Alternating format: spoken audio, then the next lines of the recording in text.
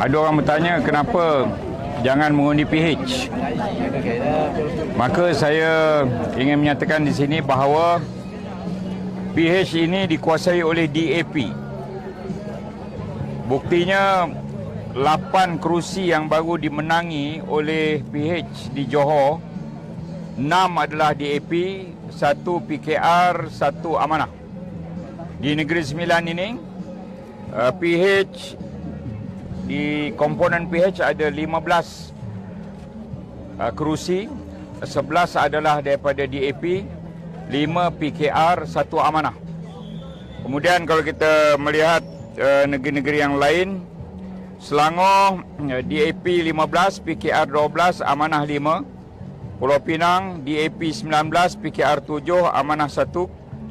Negeri Sembilan saya ulang, DAP 11, PKR 5, Amanah 1. Jadi kalau kita, siapa-siapa yang minat kat PH, saya ingin memberitahu mereka bahawa PH dikuasai oleh DAP.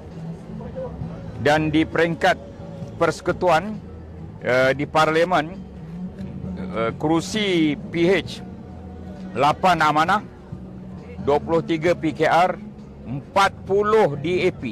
40 DAP di peringkat Parlimen.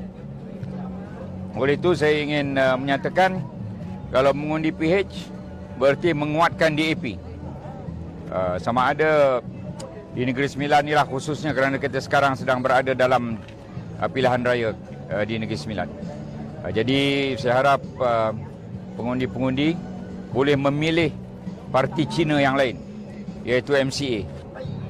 Sebab kalau nak kata kita perkauman, tidak. Barisan Nasional ada MCA, ada MIC, ada UMNO. Jadi kita mewakili 3 kaum yang terbesar di negara ini. UMNO BN ratib DAP ni sebab PH ini lawan utama kami dan komponen utama dalam PH itu ialah DAP. Kalau saya tidak menyebut kali ini, kita pun tidak perasan bahawa PH dikuasai oleh DAP. Itu adalah hakikat. Angka tak boleh membohong, angka tak boleh membohong. Yang mana banyak itulah yang menguasai. Jadi dalam kes PH ini yang menguasai ialah DAP. Barisan Nasional solid. Siapa kata Barisan Nasional tak solid? Barisan Nasional tidak ada bergaduh-gaduh. UMNO membuka rumah bangsa.